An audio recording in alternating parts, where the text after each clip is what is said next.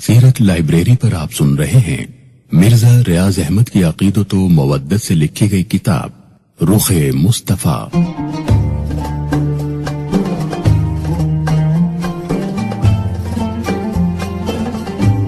تخلیق نور محمدی صلی اللہ علیہ وآلہ وسلم۔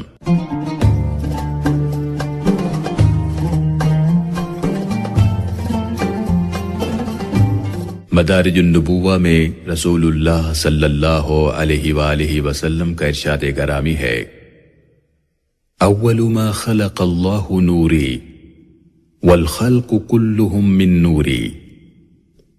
اللہ تعالیٰ نے سب سے پہلے میرے نور کو پیدا فرمایا اور میرے ہی نور سے تمام موجودات کی تخلیق فرمائی۔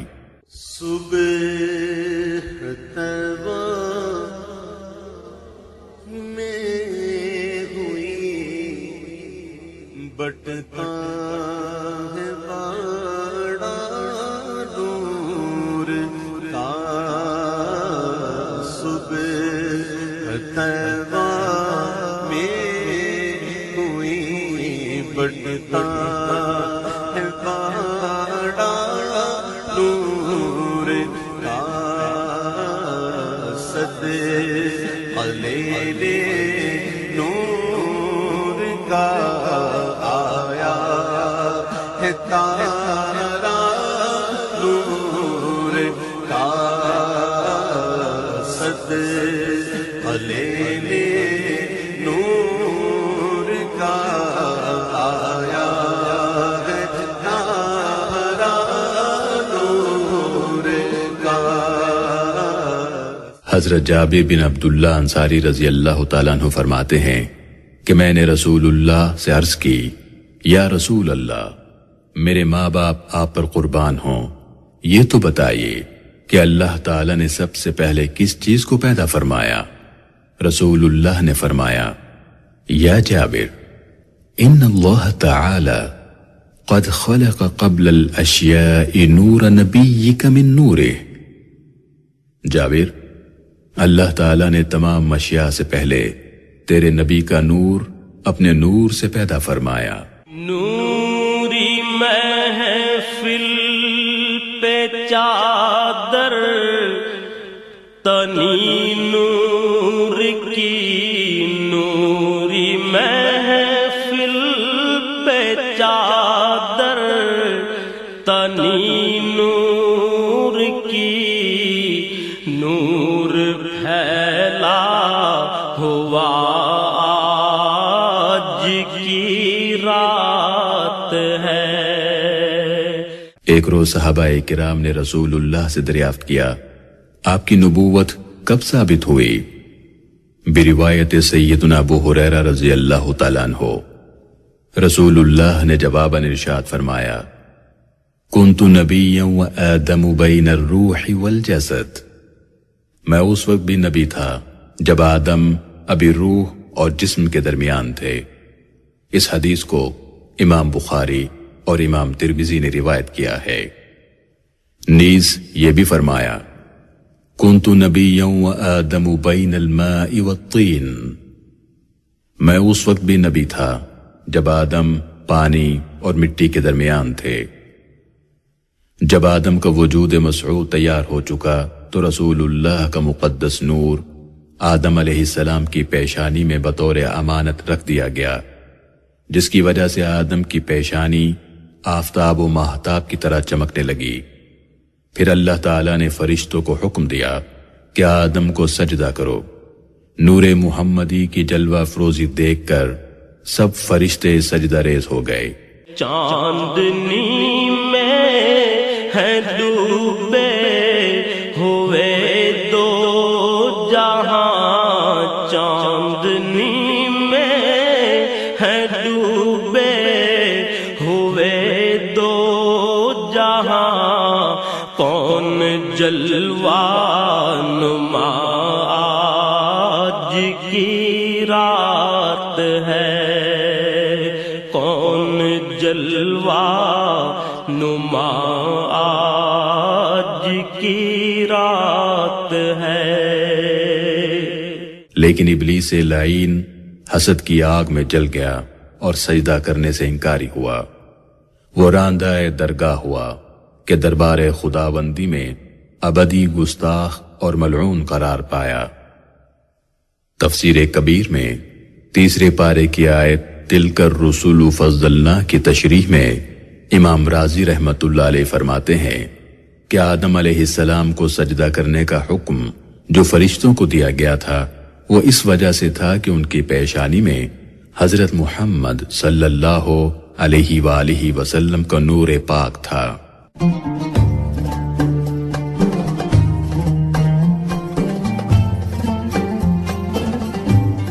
رسول اللہ کے آباء و اجداد۔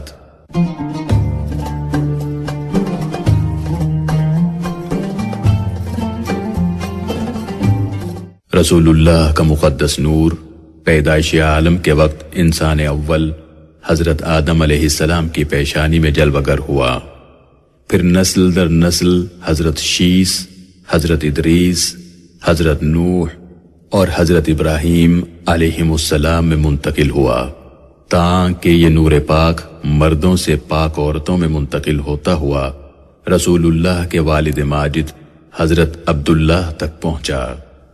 رسول اللہ فرماتے ہیں بعثت من خیر قرون بنی آدم قرنا فقرنا حتى كنت من القرن الذي كنت فيه، رواہ البخاری۔ مجھ کو آدم کے بہترین طبقوں میں قرن بعد قرن پیدا کیا گیا، یہاں تک کہ میں اس قرن یعنی اس صدی میں مبعوث ہوا جس میں میں اب ہوں۔ اس حدیث کو امام بخاری نے روایت کیا ہے۔ رسول اللہ کا یہ فرمان کہ میں پاک مردوں سے پاک عورتوں میں منتقل ہوتا رہا اس بات پر دلالت کرتا ہے کہ حضرت آدم علیہ السلام سے لے کر حضرت عبداللہ اور حضرت آمینہ رضی اللہ عنہما تک رسول اللہ کے تمام نسبی باپ اور مائیں کوئی بھی کافر نہ تھا، کیونکہ کافر کو پاک اور طاہر نہیں کہا جاتا۔ رسول اللہ نے فرمایا اللہ تعالیٰ نے خلقت کو پیدا کیا تو مجھ کو ان کے سب سے اچھے گروہ میں بنایا، پھر قبیلوں کو چنا تو مجھے سب سے اچھے قبیلے میں بنایا، پھر گھروں کو چنا تو مجھے ان کے سب سے اچھے گھر میں بنایا، پس میں روح و ذات اور اصل کے لحاظ سے ان سب سے اچھا ہوں۔ اس حدیث کو امام ترمذی نے روایت کیا ہے۔ چاندنی میں ہے ڈوبے ہوئے دو جہاں، چاندنی میں ہے ڈوبے ہوئے دو جہاں، کون جلوہ نما آج کی رات ہے، کون جلوہ نما آج کی رات ہے۔ حسن صورت اور حسن سیرت کے سارے حوالے رسول اللہ کی ذات گرامی ہی سے تو معتبر ہوئے۔ اخلاق اپنی پہچان کے لیے رسول اللہ سے بہتر ذات تلاش نہ کر سکا۔ معاشرتی معاملات، یتیم پروری اور بے کس کی مدد کرنے کی اعلیٰ روایات سرکار مدینہ سے ہی عزت پاتی ہیں۔ یہ ایک روشن حقیقت ہے کہ قبیلہ قریش کے اس معزز اور بلند مرتبت خاندان میں آپ کے عالی نسب ہونے کی وجہ سے کفار مکہ کو رسول اللہ کے حسب نسب پر کیچڑ اچھالنے کی جرت نہ ہوتی۔ اللہ تعالیٰ کی الوہیت و ربوبیت جس طرح وحدہ لا شریک ہے کہ کوئی ہستی اس کی شریک نہیں، اسی طرح پوری کائنات ارضی و سماوی میں سید البشر، انسان کامل محمد الرسول اللہ صلی اللہ علیہ وآلہ وسلم کی بشریت و عبدیت بھی یکتا اور لا شریک ہے۔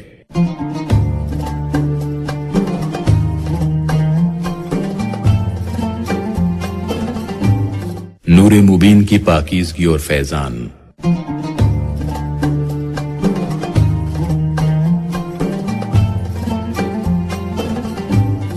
رسول اللہ کا جسم اقدس اتنا لطیف تھا کہ اس میں کسی قسم کی عنصری اور مادی کثافت نہیں تھی۔ اسی نور مبین کو پاک و صاف رکھنے کے لیے اللہ تعالیٰ نے رسول اللہ کے تمام آباء و امہات کو شرک و کفر کی نجاست اور گناہوں کی آلودگی سے محفوظ رکھا۔ اسی نور کی برکت سے رسول اللہ کے تمام نسبی آباء و اجداد نہایت حسین اور مرجع خلائق تھے۔ اسی نور کی بدولت حضرت آدم علیہ نبینا فرشتوں کے مسجود بنے اور اسی نور کے وسیلے سے ان کی توبہ قبول ہوئی۔ یہی وہ نور تھا جس کی برکت سے کشتی نوح طوفان میں محفوظ و مامون رہی۔ اسی نور کی بدولت حضرت ابراہیم علیہ السلام کے لیے آتش نمرود گلزار ہو گئی۔ غرض یہ کہ یہی وہ نور مقدس ہے جس کے فیضان سے حضرات انبیاء سابقین علیہم السلام پر اللہ تعالیٰ کی عنایات ہوئیں۔ خصائص کبریٰ بحوالہ حاکم و طبرانی میں آتا ہے کہ جب سید عالم غزوہ تبوک سے واپس تشریف لائے تو حضرت عباس رضی اللہ تعالیٰ عنہ نے رسول اللہ کی اجازت سے آپ کی مدح میں چند اشعار عرض کیے، جن میں مذکور ہے کہ کشتی نوح کا طوفان سے بچنا اور حضرت ابراہیم علیہ السلام پر آتش نمرود کا گلزار ہو جانا بھی رسول اللہ کے نور ہی کی برکت سے تھا۔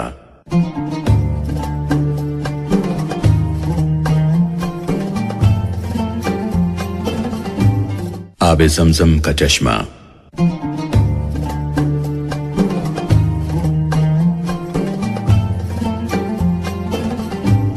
جب حضرت ابراہیم علیہ السلام اللہ تعالیٰ کے حکم سے اپنے اہل خانہ کو مکہ مکرمہ لائے تو اس وقت مکہ مکرمہ کے گرد و نواح میں پانی کا نشان تک نہ تھا۔ چاروں طرف خشک اور بے آب و گیا پہاڑ اور پتھریلی زمین تھی جس پر ریت کی موٹی تہ بچھی ہوئی تھی۔ قرآن مجید میں اسے بوادن غیر ذی زرع یعنی ایسی وادی جس میں کوئی کھیتی باڑی نہیں ہوتی کے نام سے پکارا گیا ہے۔ حضرت ابراہیم علیہ السلام اپنی زوجہ حضرت ہاجرہ سلام اللہ علیہا اور اکلوتے بیٹے حضرت اسماعیل علیہ السلام کو اس بنجر اور خوش زمین میں لائے۔ ایک مشکیزہ پانی اور تھوڑی سی کھجوریں دے کر واپس جانے لگے تو سیدہ ہاجرہ نے استفسار کیا کہ آپ ہمیں کس کے سپرد کر کے جا رہے ہیں؟ سیدنا ابراہیم خلیل اللہ علیہ السلام نے فرمایا، میں تمہیں اللہ وحدہ لا شریک کے سپرد کر کے جا رہا ہوں۔ یہ سن کر سیدہ ہاجرہ نے بڑے اطمینان سے کہا، ٹھیک ہے، اللہ وحدہ لا شریک ہمیں ضائع نہیں ہونے دے گا۔ چند روز گزرنے کے بعد پانی اور کھجوریں ختم ہو گئیں۔ بھوک اور پیاس کی شدت سے جناب اسماعیل تڑپنے لگے۔ ماں کی ممتا معصوم بچے کی بے چینی اور پریشانی سے مضطرب ہو کر کوہ صفا پر گئی۔ دور دور تک دیکھا کہ کہیں بھی آبادی کا نشان نہ ملا۔ وہاں سے اضطراب کی حالت میں کوہ مروہ کو پہنچی، مگر وہاں بھی پانی کا سراغ نہ ملا۔ اسی پریشانی میں بار بار کبھی کوہ صفا پر اور کبھی کوہ مروہ پر جاتی، ساتھ ہی حضرت اسماعیل علیہ السلام پر بھی نظر رکھتی۔ جب دونوں پہاڑوں کے درمیان نشیبی جگہ پر پہنچتی تو دوڑ کر گزرتی تاکہ کوئی درندہ ان کے لخت جگر کو نقصان نہ پہنچائے۔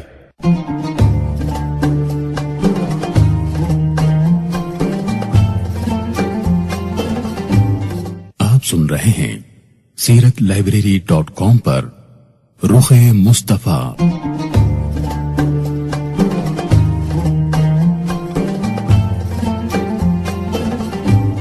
اسی اضطرابی کیفیت میں پانی کی تلاش میں 7 چکر لگاتے ہوئے آپ کوہ مروہ پر پہنچی۔ دیکھتی ہیں کہ جہاں معصوم اسماعیل پیاس سے بے بسی کی حالت میں ایڑیاں رگڑ رہے تھے، وہاں پانی کا چشمہ ابل رہا ہے۔ سیدہ ہاجرہ خوشی اور انبساط میں دوڑتی ہوئی پانی کے چشمے پر پہنچی تو سب سے پہلے بہتے ہوئے پانی کے ارد گرد مٹی سے چاروں اطراف اوٹ بنائی کہ کہیں یہ پانی بہہ نہ جائے۔ بے ساختہ پن میں فرمایا، زمزم یعنی ٹھہر جا، ٹھہر جا۔ اللہ کی برگزیدہ بندی کے منہ سے یہ الفاظ نکلنا تھے کہ ابلتا ہوا پانی کا چشمہ مٹی کی رکاوٹ میں مقید ہو گیا۔ اللہ تبارک و تعالی کو جناب ہاجرہ سلام اللہ علیہا کا کوہ صفا اور کوہ مروہ کے درمیان پانی کی تلاش میں دوڑنا اتنا پسند آیا کہ اسے حج و عمرے کا رکن بنا دیا۔ قیامت تک زائرین اس سنت کو ادا کرتے رہیں گے۔ رسول اللہ صلی اللہ علیہ وآلہ وسلم نے فرمایا، رحم اللہ ام اسماعیل لولا انہا عجلت لکانت زمزم عینا معینا۔ اللہ تعالیٰ ام اسماعیل پر رحم فرمائے، اگر وہ جلدی نہ کرتیں، اس چشمے کے گرد مٹی کی اوٹ نہ بناتیں تو زمزم ایک بہتا ہوا چشمہ ہوتا۔ اسے امام طبری نے تاریخ طبری میں روایت کیا ہے۔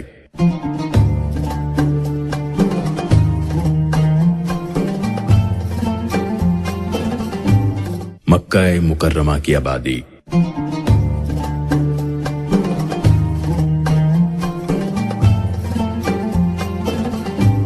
چشمہ زمزم کے بعد سیدہ ہاجرہ اپنے نونہال لخت جگر کے ساتھ تن تنہا وقت گزارتی رہیں۔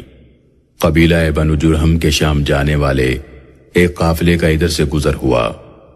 انہوں نے خشک پہاڑوں میں پرندوں کو چہچہاتے سنا تو حیران ہوئے۔ جستجو کرنے کے لیے پہاڑی پر چڑھے تو دیکھا کہ وادی میں پانی کا چشمہ ابل رہا ہے۔ ایک عورت اپنے کم سن بچے کے ساتھ سکونت پذیر ہے۔ قافلے والوں نے سیدہ ہاجرہ سے وہاں قیام کرنے کی اجازت چاہی اور کہا کہ وہ آپ کے امین و مددگار ہوں گے۔ سیدہ ہاجرہ نے اس شرط پر اجازت دے دی کہ چشمہ آپ کی وہی مالک ہوں گی۔ بنو جرہم کا قبیلہ وہیں آباد ہو گیا۔ حضرت ہاجرہ علیہ السلام اور حضرت اسماعیل علیہ السلام کے بعد اس عظیم البرکت شہر کے پہلے مکین یہی لوگ ہیں۔ اللہ تعالیٰ نے اسے قرآن مجید میں بکہ کا نام دیا ہے۔ یہی بکہ اب مکہ کے نام سے متعارف ہے اور ساری دنیا کے مسلمانوں کے لیے مرکز ہدایت ہے۔ حضرت اسماعیل علیہ السلام بنی جرہم ہی میں جوان ہوئے اور انہی سے عربی زبان سیکھی۔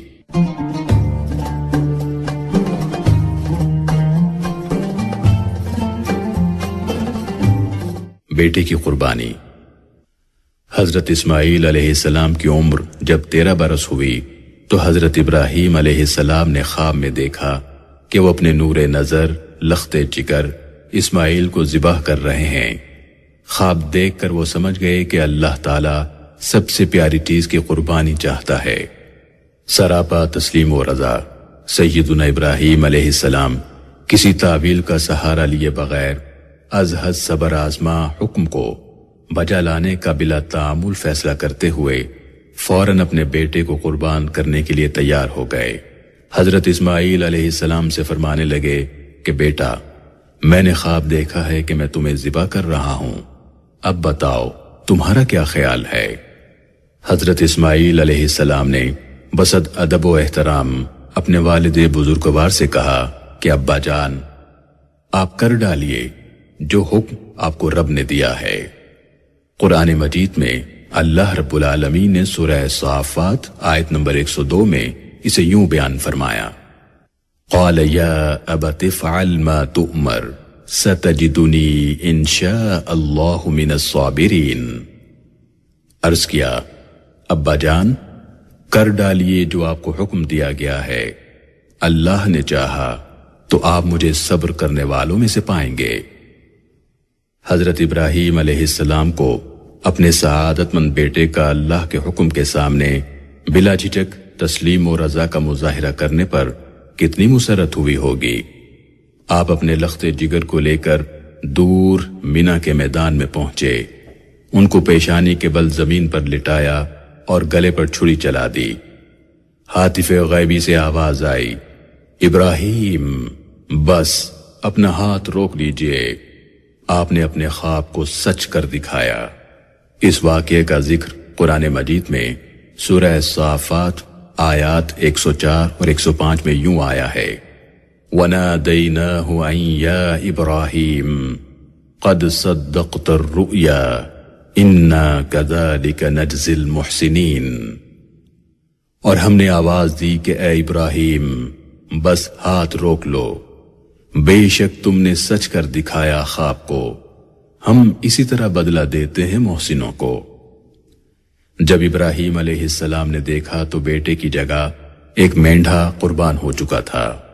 اس سنت ابراہیمی کی پیروی کرتے ہوئے مسلمان عید الاضحیٰ پر جانور قربان کرتے ہیں۔ حضرت اسماعیل علیہ السلام کی پیشانی میں نور محمدی صلی اللہ علیہ وآلہ وسلم اپنی آب و تاب کے ساتھ جلوہ گر تھا، جس کے ظہور کے لیے یہ کائنات ارضی و سماوی وجود میں آئی۔ چھری انہیں کیوں کر نقصان پہنچا سکتی تھی؟ ذبح کے حکم سے سارے جہان کو دکھانا مقصود تھا کہ امین نور محمدی حکم خداوندی پر تسلیم و رضا کا پیکر عظیم کس طرح بخوشی سر تسلیم خم کرتا ہے۔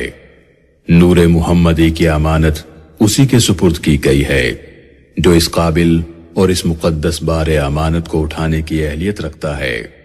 یہ فیضان نظر تھا یا کہ مکتب کی کرامت تھی؟ سکھائے کس نے اسماعیل کو آداب فرزندی؟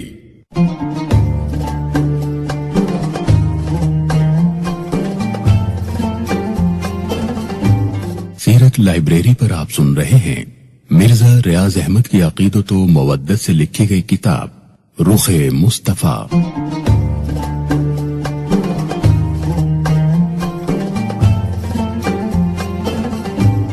بیت اللہ کی تعمیر۔ جب حضرت اسماعیل علیہ السلام کی عمر 30 سال تھی، ایک روز زمزم کے قریب درخت کے نیچے بیٹھے شکار کے لیے تیر بنا رہے تھے کہ ان کے والد ابو الانبیاء حضرت ابراہیم خلیل اللہ علیہ السلام تشریف لائے۔ بیٹا باپ کو دیکھ کر تعظیماً کھڑا ہو گیا۔ حضرت ابراہیم علیہ السلام نے گلے لگایا اور فرمایا، بیٹا مجھے اللہ تعالیٰ نے ایک کام کرنے کا حکم دیا ہے۔ حضرت اسماعیل علیہ السلام نے عرض کیا، ابا جان، آپ کے رب نے آپ کو جس کام کا حکم دیا ہے آپ وہ ضرور بجا لائیں۔ حضرت ابراہیم نے پوچھا، کیا تم اس کام میں میری مدد کرو گے؟ حضرت اسماعیل نے جواباً عرض کی، میں آپ کی مدد ضرور کروں گا۔ اس کے بعد حضرت ابراہیم علیہ السلام نے وادی مکہ کا جائزہ لیا اور ایک مقام کی طرف اشارہ کر کے کہا، اللہ نے مجھے ایک گھر بنانے کا حکم دیا ہے۔ دونوں باپ بیٹا تعمیر کعبہ میں مصروف ہو گئے۔ ایک روایت کے مطابق حضرت جبریل علیہ السلام نے بنیادوں کی نشاندہی کی۔ بیت اللہ کی تعمیر سب سے پہلے حضرت آدم علیہ السلام نے کی، مگر حضرت نوح علیہ السلام کے طوفان میں یہ عمارت منہدم ہو گئی اور اس کا نشان تک باقی نہ رہا۔ اللہ تعالیٰ کے حکم سے حضرت ابراہیم علیہ السلام نے اسی جگہ دوبارہ تعمیر کی۔ حضرت اسماعیل علیہ السلام پتھر لاتے اور حضرت ابراہیم علیہ السلام ان پتھروں کو ترتیب سے نصب کرتے جاتے۔ جب دیواریں اونچی ہو گئیں تو حضرت ابراہیم علیہ السلام کوہ ابو قبیس سے ایک پتھر اٹھا کر لائے، اس پر کھڑے ہو کر دیواریں بنانا شروع کر دیں۔ دیواریں جیسے جیسے اونچی ہوتی جاتیں، یہ پتھر از خود اسی قدر اونچا ہو جاتا۔ اس پتھر پر حضرت ابراہیم علیہ السلام کے پاؤں کے نشانات کافی نمایاں ہیں۔ اب یہ پتھر 6 پہلو شیشہ کے قبے میں بیت اللہ کے دروازے کے سامنے مطاف میں محفوظ ہے۔ اس پتھر کو مقام ابراہیم سے موسوم کیا گیا اور اس کے بارے میں قرآن مجید فرقان حمید سورہ بقرہ آیت نمبر 125 میں آتا ہے، وَاتَّخِذُوا مِن مَّقَامِ إِبْرَاهِيمَ مُصَلًّى، اور انہیں حکم دیا کہ بنا لو ابراہیم کے کھڑے ہونے کی جگہ کو جائے نماز۔ بیت اللہ کے جنوب مشرقی کونے میں ایک مناسب بلندی پر حضرت ابراہیم علیہ السلام نے حجر اسود بھی نصب کیا۔ حجر اسود اور مقام ابراہیم جنت کے 2 پتھر ہیں۔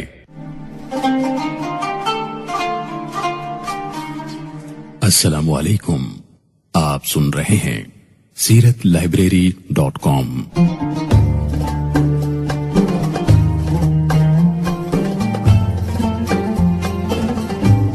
مکہ مکرمہ کے لیے حضرت ابراہیم علیہ السلام کی دعا۔ جس سرزمین پر حضرت ابراہیم نے اپنے جگر گوشہ حضرت اسماعیل کو لا کر بسایا تھا، وہ اس وقت تک قرآن کی زبان میں بوادن غیر ذی زرع یعنی خشک بے آب و گیا وادی تھی۔ حضرت ابراہیم نے بیت اللہ کی تعمیر مکمل کی تو اس کے قریب کھڑے ہو کر دعا فرمائی، جس کا ذکر سورہ بقرہ آیت نمبر 126 میں یوں ہے، رب اجعل هذا بلدا آمنا وارزق اہلہ من الثمرات، میرے رب بنا دے اس شہر کو امن والا اور روزی دے اس کے باشندوں کو طرح طرح کے پھلوں سے۔ رسول اللہ صلی اللہ علیہ وآلہ وسلم کی ولادت بھی اسی بستی میں ہوئی جو خشک بے آب و گیا تھی۔ حضرت ابراہیم علیہ السلام ہی کے زمانے تک نہیں بلکہ صدیوں بعد تک رہی۔ اس کے باوجود دعائے ابراہیمی کی برکت سے میووں اور پھلوں سے یہ آبادی محروم نہ رہی، اور اب تو یہ جگہ شاداب و گلزار بن گئی ہے۔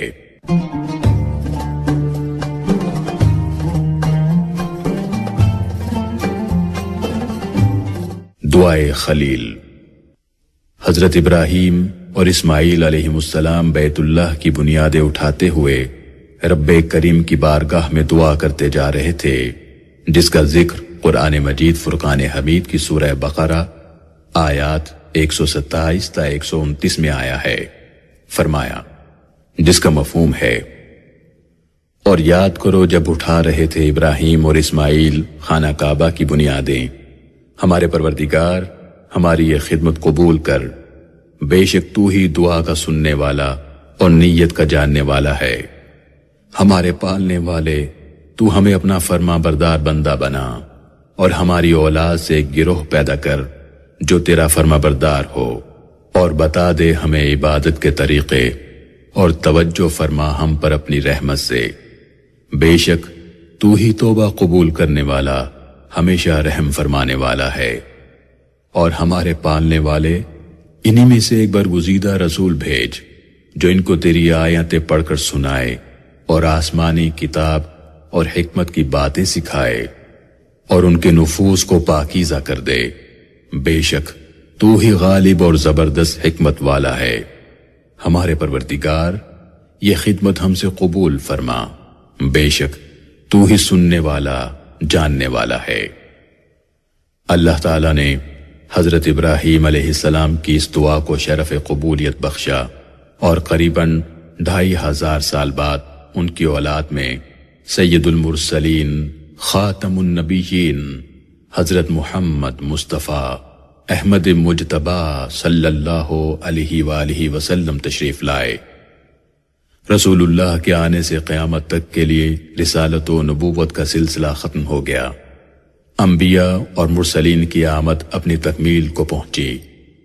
حضرت ابراہیم نے حضرت اسماعیل کو بیت اللہ کی خدمت اور عرب کے لوگوں کی ہدایت کا منصب بخشا، جبکہ اپنے دوسرے فرزند حضرت اسحاق علیہ السلام کو شام اور فلسطین کے لوگوں کی ہدایت پر مامور فرمایا۔ حضرت اسماعیل علیہ السلام کے 12 بیٹوں میں سے ایک قیدار تھے، جن کی نسل حجاز میں پھیلی۔ انہی کی نسل میں عدنان تھے، جس خاندان کا بہترین ثمر جناب رسول اللہ ہیں۔